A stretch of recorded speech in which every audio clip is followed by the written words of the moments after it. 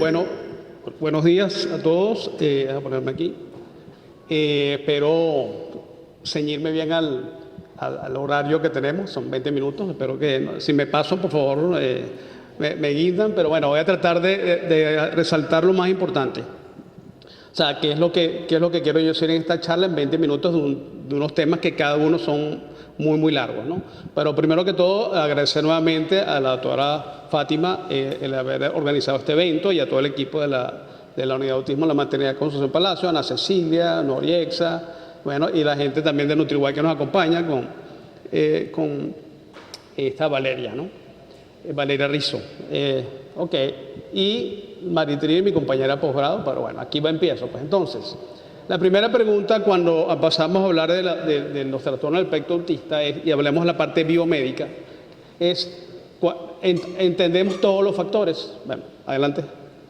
Entonces, ¿qué es lo interesante de la evaluación de los trastornos del espectro autista? Que eso ha hecho que la concepción del estudio de un paciente, a partir de un niño que está con un trastorno del espectro autista, ha hecho que tengamos una evaluación como más individual. O sea, los trastornos del espectro autista nos han enseñado que la medicina hay que verla desde un punto de vista diferente al que estamos acostumbrados en los últimos años. Es decir, tenemos un abordaje médico, que es el abordaje clásico, y el abordaje biomédico, que es otra forma de ver la medicina, pero que es muy importante hoy en día, sobre todo en los trastornos crónicos. Entonces, sabemos que en el abordaje médico tenemos un razonamiento lineal, la línea A, cuando se ve a un conjunto de síntomas que hay que tratar y que le damos un nombre y tendencia al pensamiento médico en los últimos años. El objetivo del abordaje es la enfermedad. Esa es la concepción de lo que fuimos formados la mayoría de los médicos que estamos. Pero el autismo nos ha enseñado que hay otra forma de evaluar al paciente, que es el razonamiento biomédico. Es decir, hay un razonamiento que no se ve lineal, sino que puede ser todo al mismo tiempo. Se enfoca en un estudio las posibles causas contribuyentes en cada individuo. O sea, no se le hace tanto interés a la enfermedad, sino al paciente que tenemos delante. Eso me recuerda siempre uno de los clínicos que me formó a mí en mi época del Hospital Vargas. Él decía, no hay enfermedades sino enfermos. Y eso es como volver a lo que nos decían los antiguos. No estamos descubriendo nada nuevo, pero de alguna manera la medicina en los últimos 100 años se ha enfocado más en resolver problemas puntuales y darle nombre a las cosas, y no nos vamos al individuo, ¿no? Ok, siguiente. Entonces, claro, evidentemente, cuando tenemos una situación de emergencia, un problema quirúrgico, o infarto, infecciones agudas, obviamente el pensamiento biomédico es el que predomina. O sea, hay que tratar al paciente en ese momento. ¿En qué momento es que es importante el pensamiento biomédico? Cuando no hay tiempo para actuar rápido para conservar la vida. O sea, tenemos que actuar rápido. O sea, hay un paciente con una apendicitis, hay que operarlo. Hay un paciente con una sepsis, hay que tratarlo. O sea, obviamente el pensamiento médico ahí tiene que ser lo más clásico posible y lo más rápido posible. Ok. Pero ¿cuándo vamos a usar el abordaje biomédico? Muchas veces en situaciones crónicas, básicamente, ¿no? Al no abordar la causa, sin dejar de dar medicamentos, regresa el síntoma. O sea, si no vemos la causa que está causando el problema, con el medicamento vamos a resolver el síntoma, pero no vamos a resolver el problema. Entonces, muchas veces los medicamentos tienen efectos secundarios, todos sabemos, y un cierto grado de toxicidad, ¿no? Al usarlos a largo plazo, el daño debido a la toxicidad excede el posible beneficio del tratamiento. En cambio, en situaciones crónicas y complejas relacionadas con difusión de la biología y la fisiología, hay que tratar que ver qué está pasando ahí. O sea, hay que ver la raíz del problema, ¿no? Ok, siguiente. Entonces, ¿qué dicen los expertos? Siguiente. La doctora Susan Gott, que ven el currículo que tiene, que es una persona que ha trabajado con autismo y con mitocondria específicamente, ella dice, en Córtica creemos que, lo voy a decir textual, que el abordaje biomédico es sin duda la mejor manera de tratar el autismo. Sabemos que las capacidades del cerebro para participar, enfocarse y aprender así con su capacidad para desarrollarse y crecer depende de muchos factores. El propósito del abordaje biomédico es optimizar los factores fisiológicos que afectan la función y el desarrollo del cerebro. Esto incluye nutrición, estados metabólicos, función inmune, factores ambientales y otros. O sea, lo que acaba de mencionar extraordinariamente Noriexa. Siguiente. Entonces, creemos que el abordaje biomédico es sin duda la mejor manera de tratar el autismo y la experiencia nos ha hecho corroborar eso. Sigue adelante. Entonces, esto lo voy a decir un poco rápido porque ya lo he dicho bastante, que es el autismo. El DMS-5 tiene 3 criterios, A, B, C, D. Voy a pasar rápido esta porque el tiempo no nos da. Todos sabemos que hay detrás del autismo si observamos A, B, C y D, ¿no? Ok, siguiente. Entonces, autismo y genética. Siguiente. Se habla mucho que el autismo puede ser puede haber una predisposición genética, pero lo ha demostrado en los últimos años. Cada persona con autismo tiene una mezcla única de retos y capacidades. O sea, no todos, cada persona que vemos con autismo es esa persona que tiene, o niño que tiene autismo, no es el autismo en general. O sea, los niños con autismo, no, hay que ver Pedrito, Sustanito que estamos viendo en ese momento.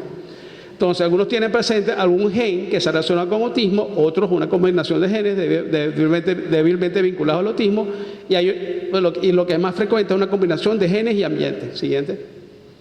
Entonces, se han hecho diferentes estudios donde se ha corroborado, lo que quiero que vean aquí, que existen variantes genéticas comunes que se asocian a un mayor riesgo o susceptibilidad para el autismo, pero no hay una variante individual que se asocie robustamente al autismo. Eso es importante decirlo. Siguiente. Entonces, los hechos. No existe el gen del autismo, lo que se ha descubierto hasta ahora. No hay heterogeneidad genética entre las personas con autismo.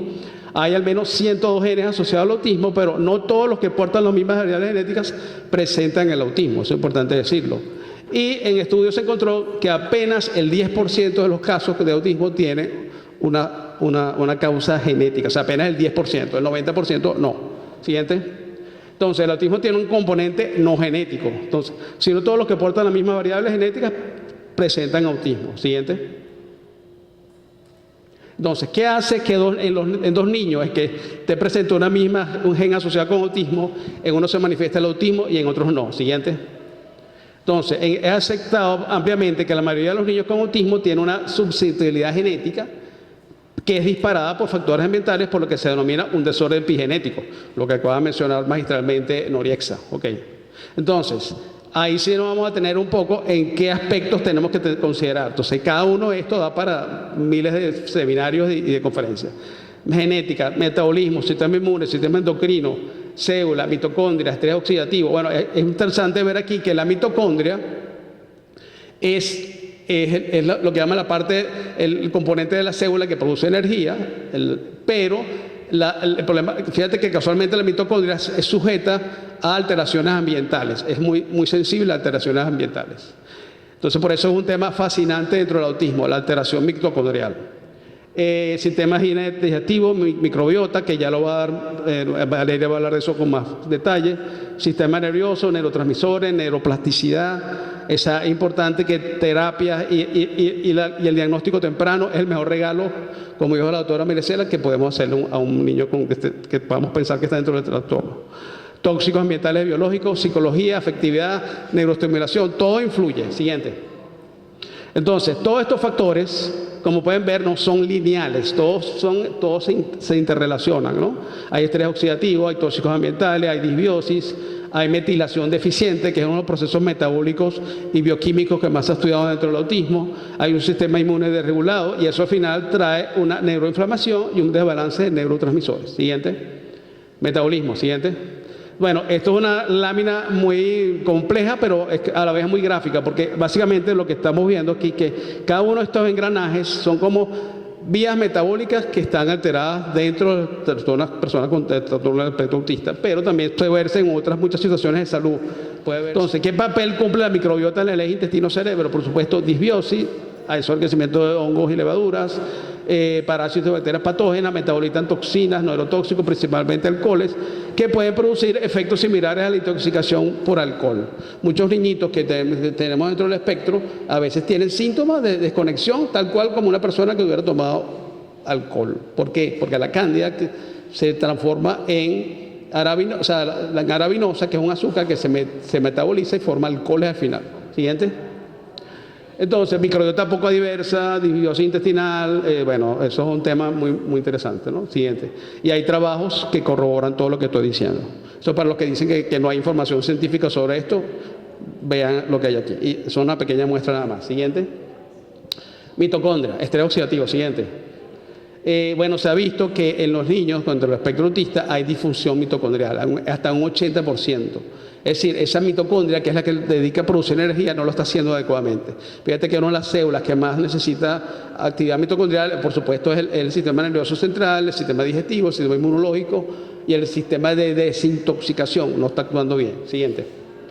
Entonces, eso hoy en día hay exámenes, hay uno que se llama, que yo uso mucho, el perfil de ácidos, del perfil de ácidos orgánicos en orina, que nos pueden decir de alguna manera, es un examen totalmente incruento, es simplemente una muestra de orina, que nos puede dar muchísima información sobre cómo está funcionando el metabolismo de este niño. Siguiente. Hay unos estudios muy interesantes, lo del estrés oxidativo y el trastorno del espectro autista.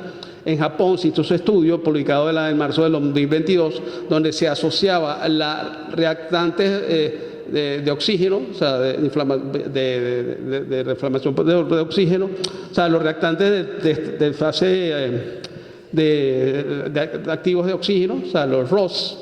A medida que hay más reactantes de inflamatorios, va a haber más síntomas de autismo. Es decir, fíjate, cuantificaron en el laboratorio los metabolitos reactivos de oxígeno, que no me venía la palabra, y se dieron cuenta que hay una relación lineal entre el aumento de los metabolitos reactantes de oxígeno y los síntomas de las escalas de autismo, o sea, más ROS más síntomas de autismo. Siguiente. Por supuesto, estos son otro tema interesantísimo y todo tiene que ver con la microbiota, la disbiosis, o sea, todo está interrelacionado. Ok, tóxicos ambientales y biológicos. Siguiente.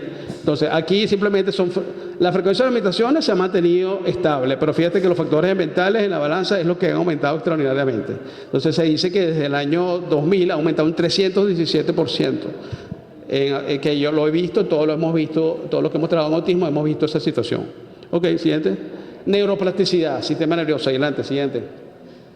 También se ha visto que el cerebro de los niños pequeños es más moldeable sujeto a mejoría del tratamiento. Volvemos a lo que dijo la doctora Marisela.